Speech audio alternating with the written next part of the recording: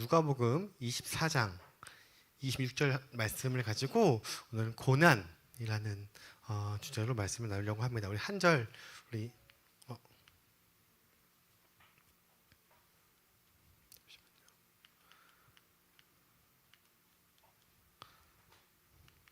잠시만요. 우리 성경 제가 넣었는데 잘못됐나 봐요. 성경책 다 찾으셔서 우리 한 절만 우리 다 같이 읽도록 하겠습니다. 누가복음 24장 26절 말씀 우리 함께 합독하도록 하시겠습니다. 24, 26절입니다. 시작. 그리스도가 이런 고난을 받고 자기의 영광에 들어가야 할 것이 아니냐 하시고. 아멘. 오늘은 이 고난이라는 주제로 말씀을 나누려고 하는데요. 부제로는 이게 자유와 선택인데요. 오늘 말씀을 통해서 왜 고난이 자유와 선택이 필요한지를 나누도록 하겠습니다. 우리 지난주의 말씀을 잠시 정리하자면, 지난주에는 제가 최고의 삶이라는 주제로 말씀을 나눴는데, 어떻게 해야 우리가 최고의 삶을 살 수 있는지, 성도로서 살 수 있는 가장 최고의 삶은 무엇인가. 하나님께서는 우리 한 명 한 명을 향한 계획이 있으십니다. 그래서 우리 한 명 한 명의 개인의 계획뿐만 아니라 교회를 향한 계획, 그리고 나라를 향한 계획, 그리고 민족을 향한 계획들이 있습니다. 근데 문제는 그 계획대로 살아가야 하는데 그것을 방해하는 세력, 간사한 계획이 있다 그랬죠. 그래서 그 관계로 침수하고 거짓말하는 영적 세력이 있다. 하나님께서 우리에게 놀라운 이 계획들이, 우리가 하나님과 함께할 수 있는 놀라운 계획들이 있음에도 불구하고 지금 내 나이 때문에, 나이가 많아서 적어서, 내가 처한 환경 때문에, 과거의 상처 때문에, 두려움 때문에 막 이런 여러 가지 문제들로 하나님께서 놀라운 것을 이루지 못하게 하는 거짓된 이 사단의 관계가 있다. 그래서 그 관계 때문에 우리가 좌절하기도 하고 쓰러지기도 하고 이러한 것들로 우리가 나아가는데, 그런데 하나님께서 우리들을 만드신 목적, 지난주 말씀의 본문 말씀, 이 백성은 내가 나를 위하여 지었나니 나를 찬송하게 하려 함이니라. 하나님은 우리를 찬송하게 하려고 지었습니다. 그래서 이 말씀의 약속처럼 하나님께서는 우리가 어떤 상황, 어떤 것 가운데서도 찬송할 수 있도록 우리에게 더욱더 믿음과 은혜를 더해 주실 것입니다. 그래서 우리가 겪은 상처들, 연약함들, 이런 것들이 다 치유되어서 온전한 모습으로 회복되는 그 인도하심을 우리가 경험하게 될 것입니다. 나의 생각과 나의 능력의 한계를 뛰어넘어서 하나님이 우리의 마음을 더욱더 풍성하게 나누어지는 그 역사가 나의 삶을 통해서 일어나는 기적을 일어나는데, 그런데 문제는 이렇게 순탄하게 나아가고 마귀의 계략 가운데 안 넣어가면 좋은데, 우리한테 오는 고난들이 있죠. 그 누구도 찾아오는, 하물며 예수님마저도 찾아오는 그 고난들이 있는데, 이 고난에 대한 주제로 말씀을 나누려고 합니다. 그래서 말씀을 하기에 앞서서 잠시 이 세상의 지식을 잠시 전하자면, 우리가 살아가면서 TV를 보면은 요즘 TV에서 가장 많이 보이는 것들이 건강에 대한 것들이 많이 나오는데, 나이가 많이 들수록 더욱더 뭐가 필요하냐고 하면 근육이 필요하다고 해요. 근육이. 그래서 우리가 근육이 더 필요하다는 말 많이 들어봤는데, 이 근육이 강대해지고 근육이 더 커지려면 이 세 가지가 반드시 있다고 이야기합니다. 혹시 뭔지 아실까요? 첫 번째로 스트레스. 내 몸에 스트레스를 받아야 돼요. 운동을 함으로써 내 몸이 하기 싫은 것들 하는 스트레스. 그리고 두 번째는 긴장. 내가 운동할 때 가장 최고의 상태로 긴장을 받고 이 텐션이 유지돼야 되고, 그리고 세 번째는 그래서 나의 근육이 손상을 입었을 때 내 근육이 더욱더 커지고 더욱더 튼튼해진다라고 많이 이야기합니다. 이것도 많이 아시는 내용이고 많이 알려져 있는 내용인데, 근데 중요한 거는 우리의 근육은 쉽게 말하면 가만히 있으면 그냥 그 상태를 유지하는 것이 아니라, 가만히 있으면 근육이 점점 빠지게 됩니다. 그래서 지금 참 올해에 우리 교회에 참 다리 기부스 하신 분들이 참 많은 것 같아요. 한 5분 지금 오늘 보니까 또 최은무 집사님도 또 기부스를 하셨더라고요. 그래서 참 많은데, 이 기부스를 해서 한 달 정도 걷지 못하고 움직이지 못하면 그걸 풀었을 때 평소대로 움직이는 것이 아니라 근육이 빠져서 재활출을 한다든가 이러한 것들을 이제 해야 되잖아요. 한마디로 가만히 있으면 이것이 빠지고 뭔가 우리가 이 활동을 해야지, 이 스트레스, 긴장, 손상, 데미지를 입어야지만 이 근육이 늘어난다고 이야기를 하고 있어요. 이렇게 근육을 더 강하게 튼튼하게 하기 위해서 이러한 세 가지의 자극이 주어지고, 그러고 나면 당연히 따라오는 것이 충분한 영양 섭취를 하는 이 사이클, 제가 간단하게 그림으로 보여줬는데요. 여기 보시면은 우리가 자극을 통해서 스트레스와 자극과 손상을 입고 나서 영양을 먹고 휴식, 뭐 대표적으로 잠이 있죠. 이런 잠을 건강하게 잔다면 근력 강화와 근육 중대, 이런 건강한 삶을 유지하는 것입니다. 결과적으로 우리가 얻고 싶은 것은 이 근력을 강화하고 증대시키는 것인데, 이런 것이 바로 이러한 사이클로 돌아가는 것입니다. 근데 이 사이클이 비단 근육뿐만이 아니라 우리의 일상생활 가운데 거의 모든 것이 다 이러한 것들로 이루어질 것이에요. 단순히 우리 육체뿐만 아니라 우리의 정신, 마음가짐, 감정들의 일까지 대부분의 이런 것들이 적용됩니다. 우리가 처음에 할 때는 두려운 것들도 그것들이 익숙해지고 잘하게 되면 아무렇지 않게 하는 것들, 그게 아무렇지 않게 하는 것들이 그것들이 단련이 되고 건강해지고 커지는 것과 마찬가지인 것입니다. 그래서 우리가 여기서 근육에서만 얘기했지만 이것에 국한되지 않고 이런 것들이 다 적용될 때에 우리의 인생에서의 고난과 시련, 이런 힘든 시간들을 통과하면 어떻게 됩니까? 거기서 멈추는 것이 아니라 좌절하지 않고 잘 먹고 잘 영양을 쌓아서, 그리고 잘 쉬면 우리의 마음가짐이 어떻게 된다고요? 성장하는 거예요. 성장.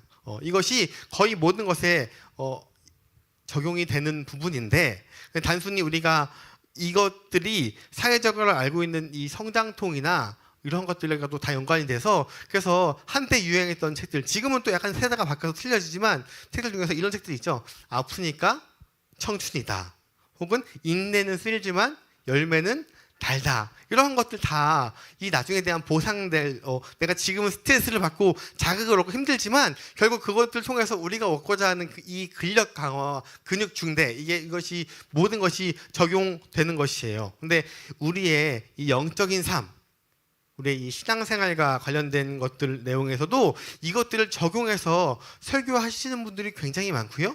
그리고 어느 일정 부분, 아니 되게 많은 부분들은 이것이 맞는 것도 있습니다. 우리가 성도로서 더욱더 건강하게 하려면 우리의 영에도 이러한 자극이 있어야 되죠. 어느 정도의 고통, 스트레스, 손상도 필요하다는 것이에요. 그리고 이 영양, 휴식은 뭐 어렵지 않죠. 그냥 쉬면 되는 것인데, 근데 영양은 하나님의 말씀을 받고 하나님이 주신 그 은혜로 우리가 영양을 받고, 또 기도함으로, 묵상함으로, 안식함으로 우리의 쉼이 얻어지면 내 속에서 영적인 성장이 일어나는구나 라는 것, 열매가 맺힌다, 하나님 앞에서 열매가 맺힌다라는 것 충분히 이해할 수 있는 것입니다.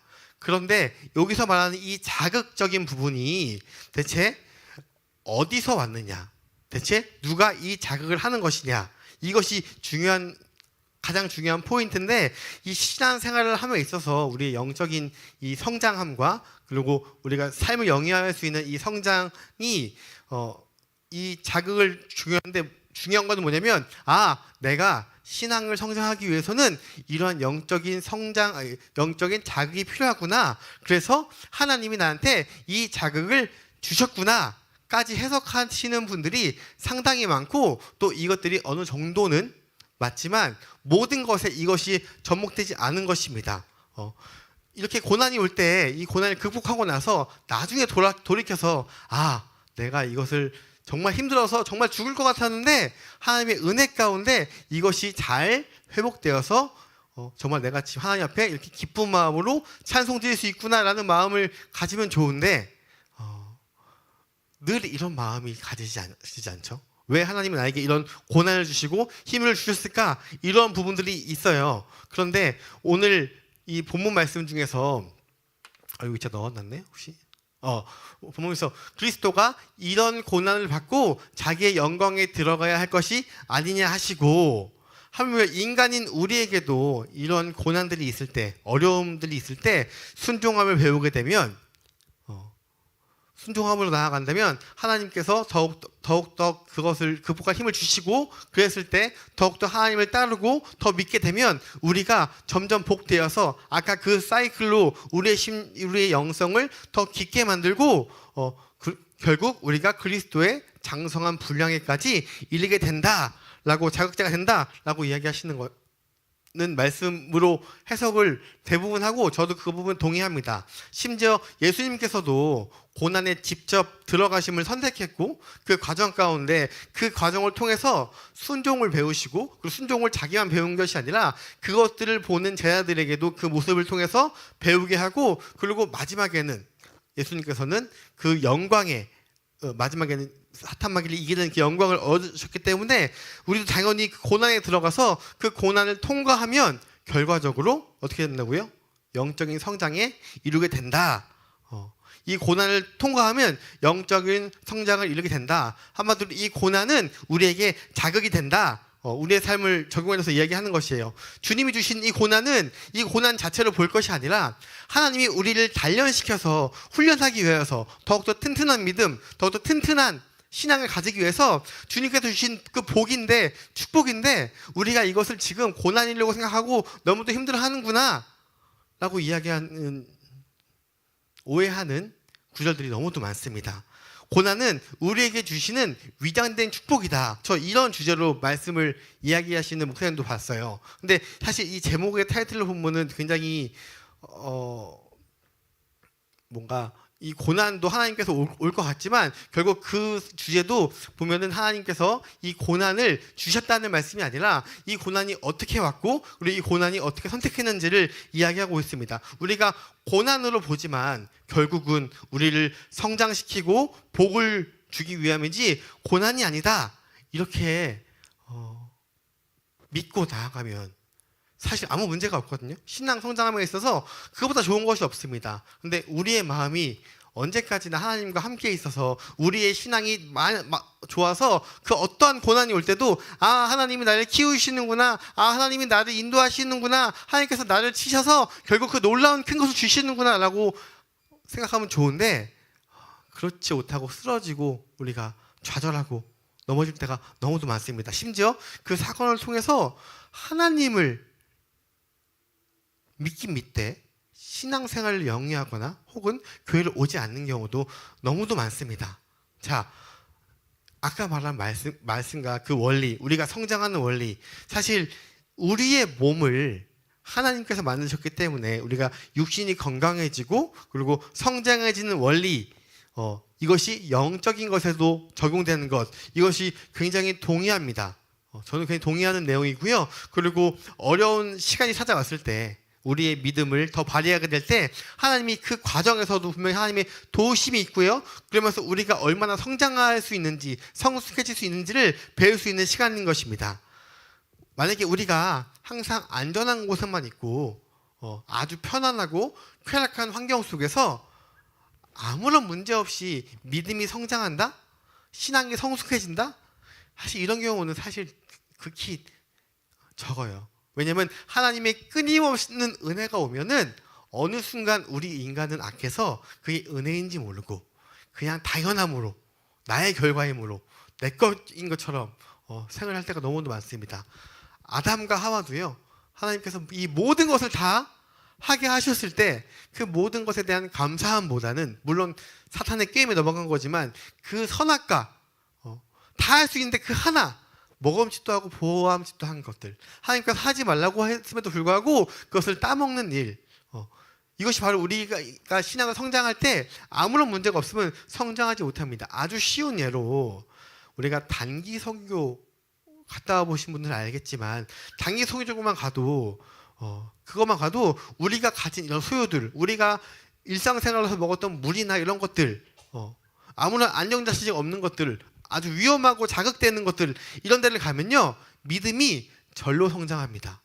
그래서 단기 선교를 갈 때 사실 그 단기 선교한 곳의 목사님이나 그 선교사님들은 오는 것에 대해서 오는 그 행위 자체가 그분들에게 큰 도움이 되지 못해요.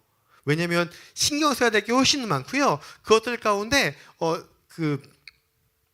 돌봐야 될 게 훨씬 많은데, 근데 그 일을 통하여서 그 누군가는 변화가 되고 그 자리에 갔을 때의 그 누군가가 변화가 되고 그리고 결과적으로 우리가 그에 갔을 때 도우는 그 물질적인 효과 때문에 오는 것이 더 크지 사실 그 단계 선교를 해서 그 마을 사람들에게 우리가 무언가를 주어진다라는 것은 사실 극히 드뭅니다. 오히려 우리가 더 큰 영적 성장과 경험을 경험하게 되는 것이에요. 왜냐하면 그때 우리가 강한 데미지를 받기 때문에 하나님의 임재하심이 없이는 살아갈 수 없는 곳이기 때문에 우리의 믿음이 당연히 성장해요. 아, 이거 하나님이 하셔야 되는데 나의 힘으로 할 수 없는데 우리가 이 난간을 절대 극복할 수 없는 하나님의 방법밖에 되지 않아. 이럴 때 우리의 심장이 성장하고 성숙되는 경험들을 단기 선교에서 너무도 많이 볼 수 있습니다.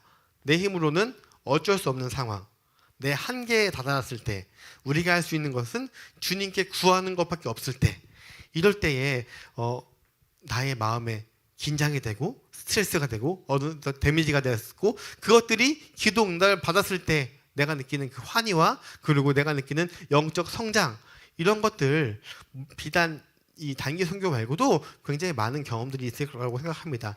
이럴 때에 하나님께서는 그러한 일들을 통하여서 나에게 신앙 성장을 하는구나. 아까 그 표처럼 하나님께서도 고난을 나에게 주셔서 나를 성장하게 하는구나. 이렇게 생각할 때가 있습니다. 쉽게 생각하면 그런데 이러한 것들이 이러한 자극, 고난 이런 것들이 하나님께서 주신다고 생각을 하십니까? 하나님께서 주시나요?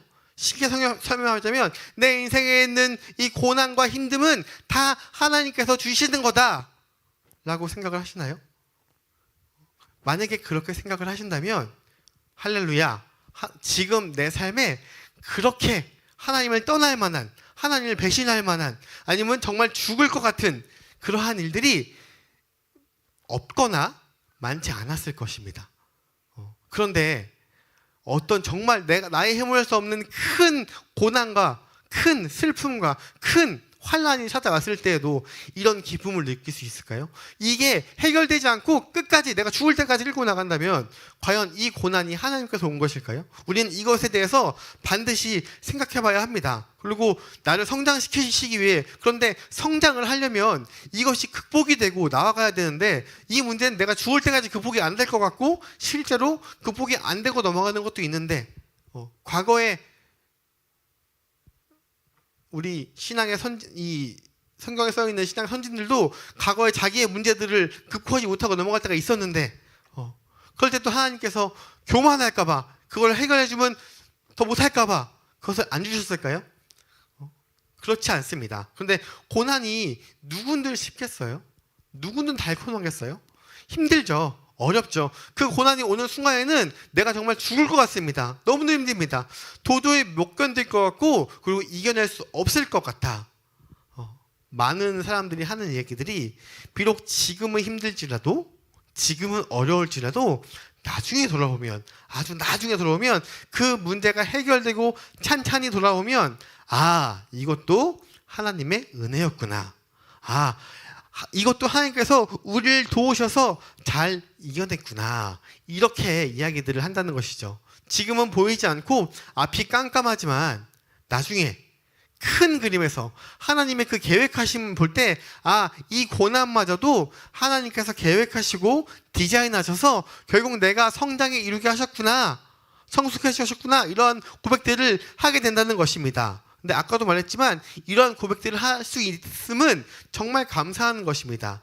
그런데 이런 고난이 오다 보면 문득문득 나에게 떠오르는 것이 있어요.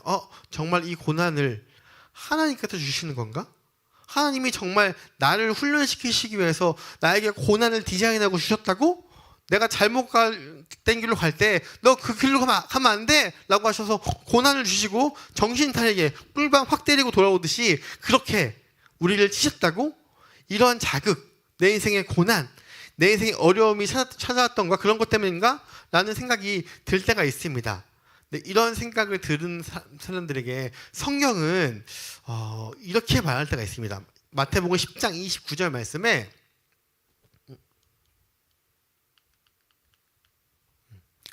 참새 2마리가 한 아살리온에 팔리지 않느냐? 그러나 너희 아버지께서 허락하지 아니하시면 그 하나도 땅에 떨어지지 아니하리라. 참새 한 마리 팔리고 떨어지는 것도 그게 대단한 일이 아니잖아요. 그런데 이것마저도 하나님의 허락이 없이는 안 될진데, 내 인생의 고난, 나의 인생의 힘든 시간들, 이런 것들도 당연히 하나님께서 허락하니까 되는 거지. 아무렴 이게 축복이건 고난이건 다 하나님께서 다 디자인하신 거야. 내 삶을 다 디자인하신 거야 라는 근거를 대기 위해서 이 말씀을 쓰는 경우가 굉장히 많습니다. 그리고 다음 구절, 너희에게는 머리털까지 세신 바 되었나니 두려워하지 말라. 너희는 많은 참새보다 귀하니라. 이 말씀의 구조는 이 인생의 모든 것들이 다 하나님의 허락하심과 하나님의 디자인하심과 하나님의 계획하심으로만 되는 것이다 라는 성경 구절이 아니라, 이 구절을 쓰여진 앞뒤의 문장을 봤을 때 예수님께서 제자들을 이제 세상으로 내보내셔야 되는데, 내보낼 때 뭔가 준비되지 않은 그 제자들의 상태를 보시고 긴장하고 어려운 마음으로 예수님께서 보내신 것을 나아가려고 할 때에, 너희들 걱정하지 마. 내가 참새 한 마리도 내가 그냥 떨어뜨리지 않을 거야. 내가 너희들 보호할 거야. 너희들을 지킬 거야. 머리털까지도 세신 바 되었거든. 그러니까 31절에 두려워하지 말라. 너희는 많은 참새보다 귀하니라.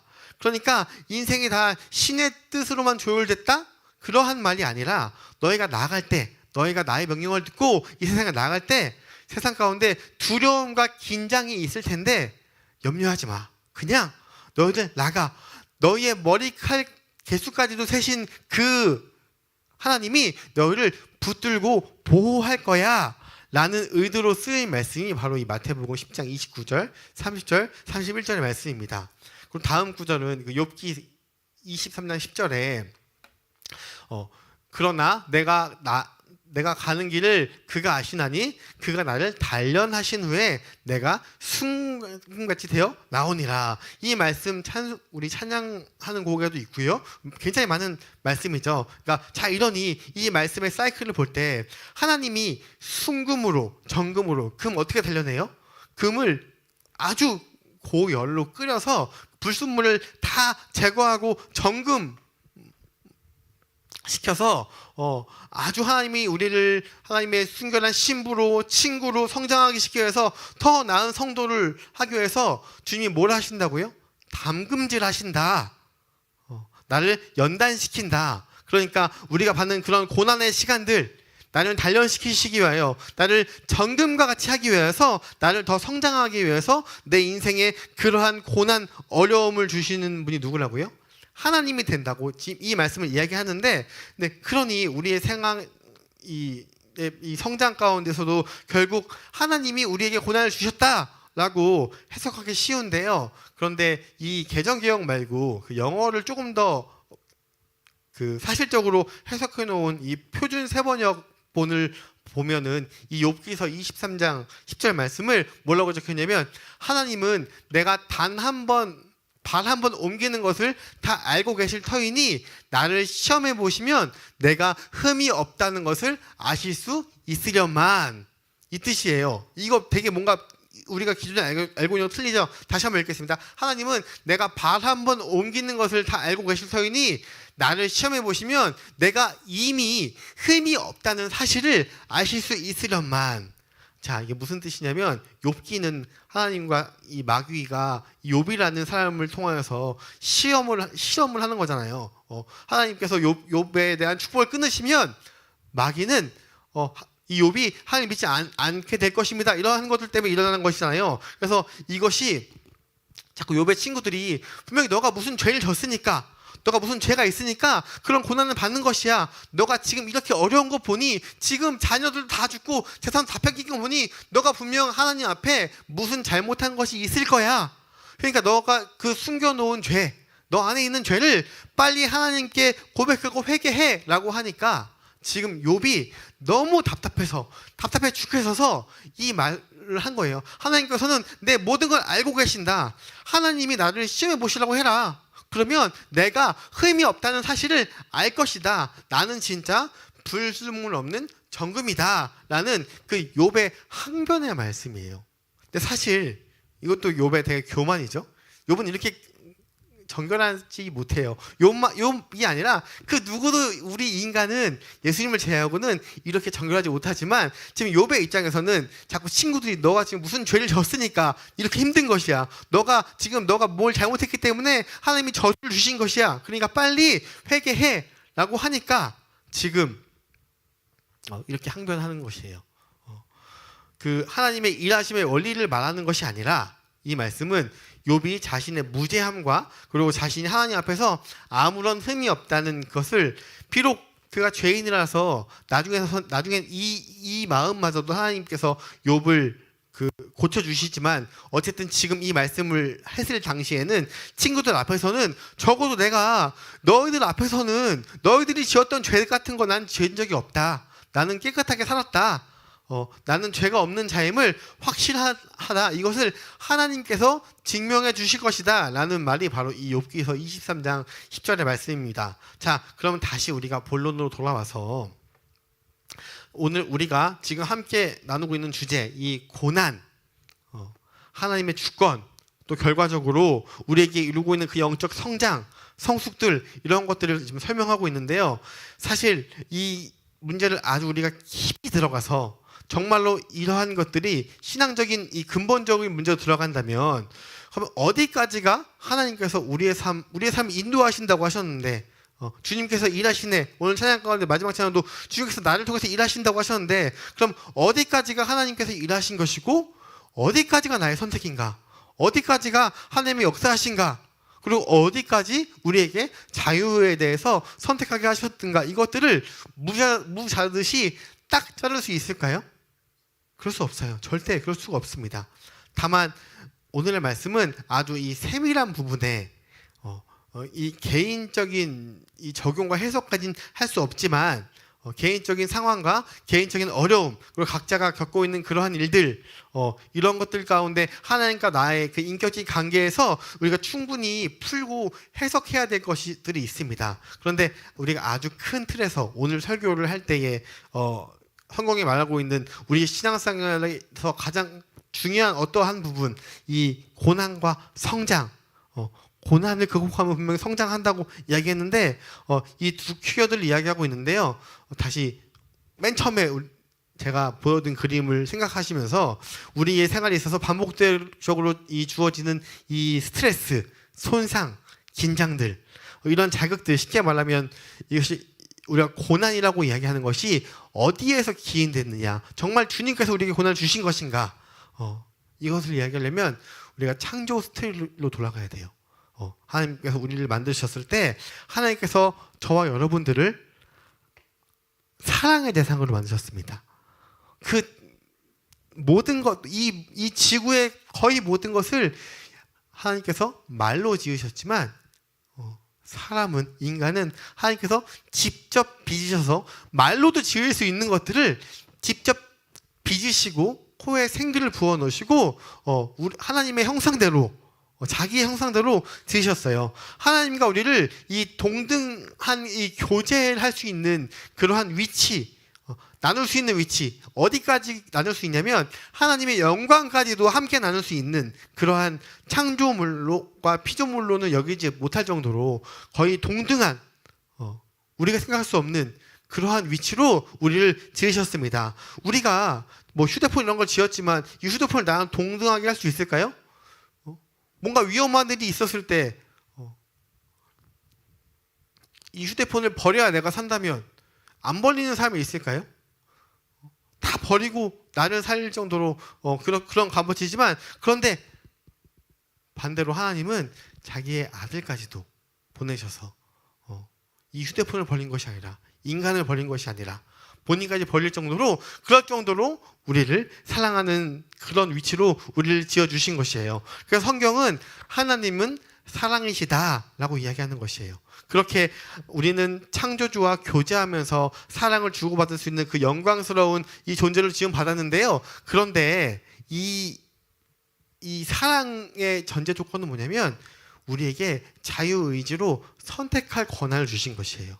그냥 인조인간처럼 로봇처럼 하나님께서 지어주시고 너 이거 해 저거 해 명령하는 것이 아니라 우리의 선택을 할 수 있도록 만들어 주어졌는데, 그런데 우리의 선택에는 어떠한 것까지 포함이 되어 있냐면, 하나님께서 다 지어주신 것이지만 우리가 하나님을 떠날 수 있는 그러한 자유도 포함되어 있습니다.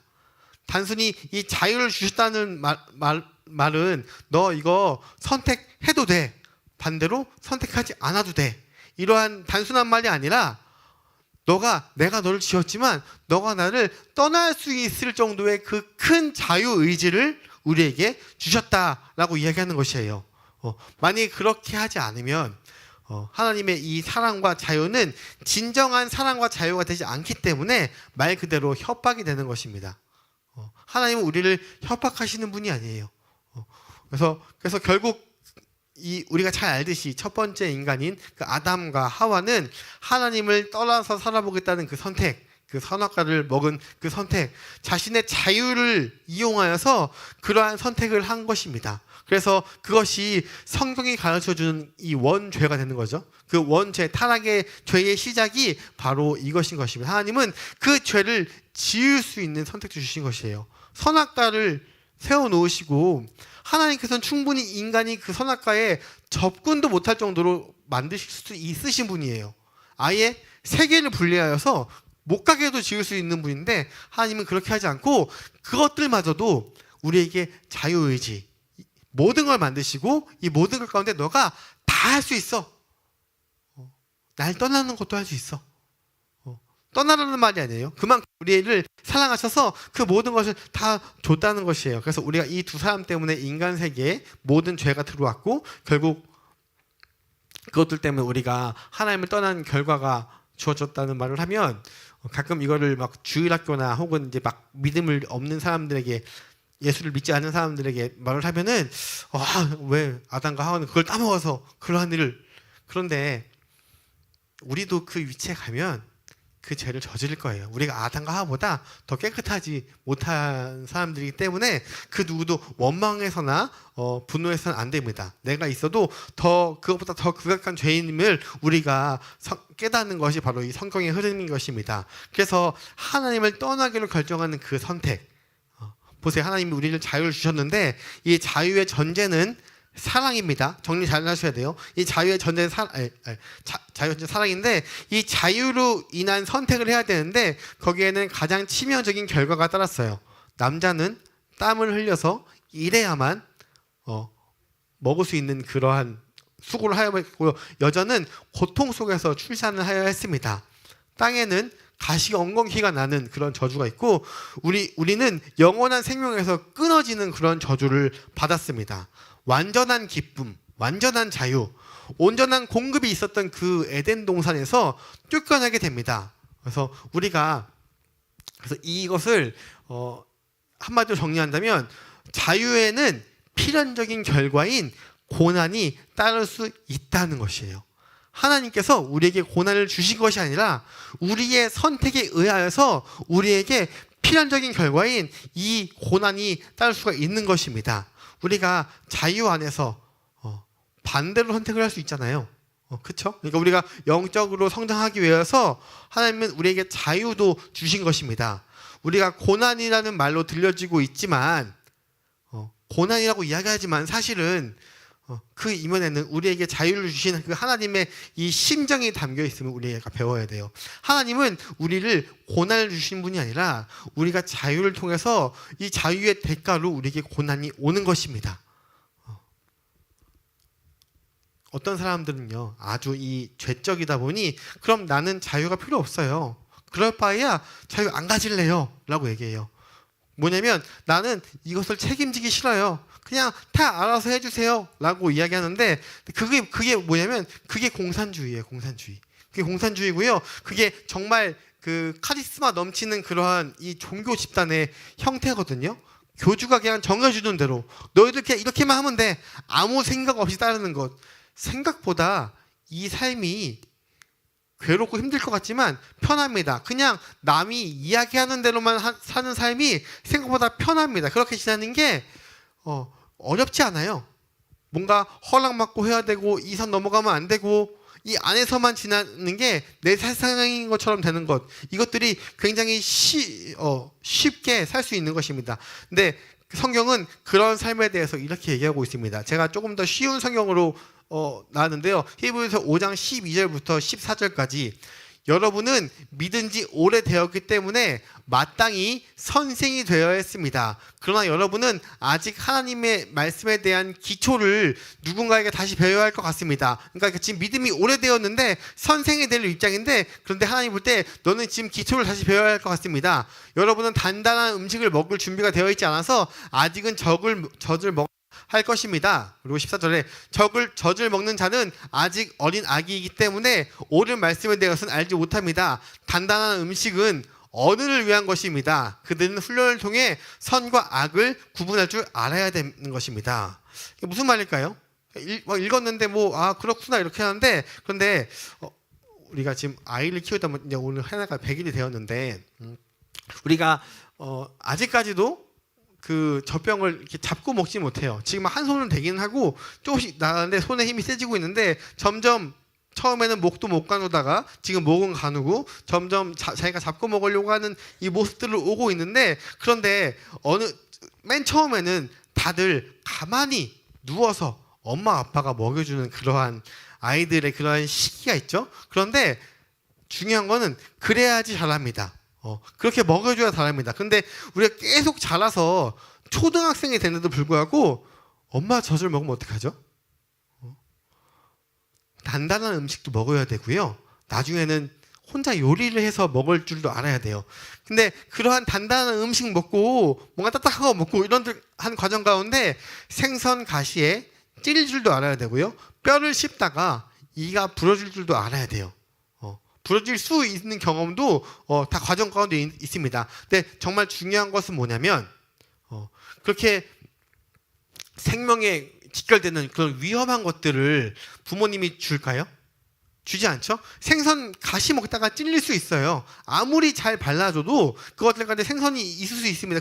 근데 그것들 가지고 이거 생선 먹다가 걸리면 어떡하지라고 안 주지 않잖아요. 왜냐하면 생명에 직결되는 것이 아니기 때문에 정말 위험한 것은 부모가 먹이지 않으니까 건강한 재료를 줘서 충분히 요리할 수 있도록 가르쳐야 되고, 너희가 한번 먹어볼래? 이건 딱딱한데 너가 이걸 먹어서 이 치아의 이 치역도 키워야 돼. 너 지금 서는 거 힘들지만 서는 것도 연습해야 돼. 이런 식으로 우리가 점점 그 아이들을 키우는데요. 그런데 그렇게 할 때 점점 내가 선택하고 내가 결정하는 것들이 늘어나죠. 그 아이들이 하는 것이 많을수록 선택권이 늘어나는 것입니다. 그렇게 내가 성숙해지고 더 많은 것을 분별력을 가지게 되는 것입니다. 자녀가 어릴수록 자기가 선택하는 것은 굉장히 제한적이죠. 저희 딸 해나는 자기가 선택하는 것이 한 가지밖에 없어요. 먹는 것. 배고플 때 울어서 밥 달라고 하는 것. 그래서 자기가 밥을 먹겠다 안 먹겠다 선택하는 거. 근데 가끔 울어서 밥을 타주면 제가 잘못 알고 막 이제는 혀를 태태하고 뱉어요. 이제 손도 치고. 그러니까 이건 밥 먹을 때가 돼서 줬는데 자기가 먹기 싫으면 먹지 않는 거죠. 그러니까 지금 선택하는 건 다 그거 하나밖에 없습니다. 그런데 점점 크면은 나이가 들면은 그 범위가 점점 넓어지죠. 그 범위가 점점 넓어지는 것이 마냥 좋은 것도 아니에요. 촉법소년이라고 하죠. 청소년 때는 진짜 그 미성년자의 촉법소년일 때는 뭐 살인을 해도 그렇게 막 어른들처럼 큰 죄를 묻지 않는다고 하잖아요. 나라에서 그들을 보호해 주니까. 그런데 그 나이가 넘어가면 그런 것이 없고, 그럼에도 불구하고 미성년자라는 그 틀에 있어서 아무리 무거운 실형을 지더라도 형이 10년이 넘지 않고 하는 그런 것들. 그러나 성인이 되고 미성년에서 미가 빠지고 성년이 되는 순간 점점 이 책임이 많아지죠. 선택하니 우리가 점점 잘하면은 우리가 할 수 있는 그 대신에 우리가 성년이 되면은 미성년 때는 10시 이후에 갈 수 있는 곳이 거의 없지만 성년이 되면은 다 누릴 수 있죠. 대신에 그 누림의 결과가 뭐예요? 다 내가 책임을 져야 되는 것이에요. 우리에게 주어진 선택, 자유는 선택권이 점점 늘어날수록 우리에게 책임이 늘어가게 되는 것입니다. 결국 선택권이 늘어나고 그러면서 우리가 성장하게 되는 것이에요. 그렇기 때문에 하나님께서 우리에게 자유의지를 주셔서 고난이 오는 것도 내가 선택을 한 것이고요. 고난이 오지 않는 것도 내가 선택을 하는 것이에요. 그 시작이 선악 거였고요. 그것에 대한 결과가 따른다는 것을 우리가 모든 성경의 말씀을 통해서 알게 되는 것입니다. 가끔 제가 청소년 상담하다 보면 이런 경우가 있어요. 간단히 예를 들어서 취준생인 친구들이 면접을 봤는데 한 군데는 연봉이 4천인데 일요일 날 출근하지 않고 한 군데는 연봉이 6천인데 그런데 출장이 가끔씩 있어서 한 달에 한 번 정도 일요일 날 교회를 가지 못해요. 그날 출장을 가야 돼요. 이러한 선택 가운데 어떡할까 하다가 그래도 2천만 원이면 되게 큰 거잖아요. 1년 연봉이니까. 그러니까 나는 한 달에 한 번 뭐 온라인을 드리든 새벽에 드리든 해서 그때 예배를 지켜야지라고 하고 숫자를 선택했을 때 우리가 신앙생활 하다 보면은 교회 한 번 안 가게 되면 한 번이라도 안 가게 되면 2번 안 가는 건 굉장히 쉽습니다. 3번 안 가는 건 훨씬 쉽습니다. 그게 점점점 묻어지는 것입니다. 그런데 그렇게 하다가 출장을 갔다가 만약에 사고가 나거나 큰 일이 터졌어요. 그럴 때 이렇게 얘기하는 청년들이 많아요. 내가 주일 성소를 하지 않아서 하나님이 나에게 벌을 주시는구나, 고난을 주시는구나. 이거 맞는 말일까요? 여기서 잘 분별하셔야 됩니다. 여기서 그것을 하나님이 개입하심이 있는 것일까요? 만약에 4천만 원짜리 주일을 지키는 일을 구했을 때 그냥 그가 자기의 신앙생활을 유지하면서 쭉 살아가는 것과 그리고 아까 말한 대로 일요일날 가끔 출장을 가야 하지만 그가 출장을 가는 곳에서 하나님을 전달해서 결국 많은 열매를 얻었어요. 그럼 하나님께서 원하시는 것은 무엇일까요? 우리가 모든 것이 이분법적이어서 이건 하나님이 원하고 이건 하나님이 원하지 않는구나 라고 생각해서 문제지만 사실 하나님은 이것을 선택하든 이것을 선택하든 그렇게 중요하지 않습니다. 중요하지 않다는 것이 아니에요. 그렇게 중요한 것이 아닙니다. 하나님에서 가장 중요한 것은 뭐냐면 한 요건에 구원받고 안 받고 그 문제가 더 중요한 것이지 그러한 것들 가운데 너가 지금 이렇게 했으니까 내가 너를 칠 것이고 너가 지금 주일 성수 안 했으니까 내가 너를 칠 것이야 라고 하지 않아요. 하나님이 우리의 인생을 계획하실 때 가장 베스트인 곳이 있어요. 가장 하나님이 원하시는 길, 하나님이 이끄시는 가장 베스트인 것이 있지만 이 베스트인 길을 선택하지 않더라도 그것들 가운데 그 차선의 선택이어도 하나님께서 그 길 가운데서도 우리에게 할 수 있는 그 무언가를 알려주세요. 아담과 하와가 선악과를 먹고 하나님 죄가 들어와서 하나님과 단절됐을 때도 하나님께서 물론 그 대가로 우리가 힘든 것이 왔지만 그럼에도 불구하고 하나님께서 교제할 수 있는 길을 또 주셨고요. 그리고 우리 그 아담과 하와에게 가죽 옷도 주셨고요. 그런 식으로 하나님은 우리의 선택감 가운데 고난이 올 때 그것들을 극복할 수 있는 길을 주시고 고난을 주신 것이 아니라 그 고난을 극복할 길을 주시고 그것들 가운데서도 우리가 하나님 앞에 할 수 있는 그 무언가를 주시는 것이에요. 우리가 차선의 선택이라 할지라도 그것들 가운데 가장 베스트인 길을 알려주시는 분이 바로 하나님이시고요. 인도하는 분이 하나님인 것입니다.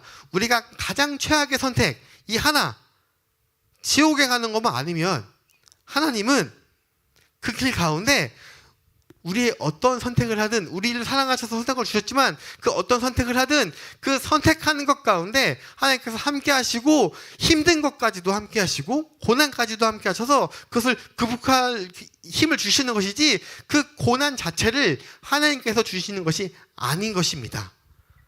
선택과 자유 그리고 거기에 따르는 이 고난 하나님께서 디자인하셔서 의도적으로 우리에게 성장과 성숙을 주신다기보다는 우리가 필연적으로 생기게 되는 이 자유 선택에 있어서 오는 그 결과들 그런데 그 결과들을 하나님께서 간과하지 않으시고 도우시고 언제까지 도우시냐면 끝까지 도우시고 함께 하셔서 결국 우리가 성장할 수 있는 길로 인도해 주시는 것입니다. 그래서 우리가 고난 가운데 기도하는 것이고요.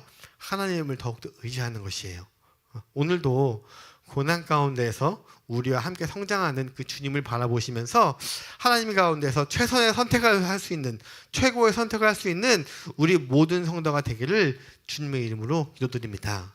기도하겠습니다.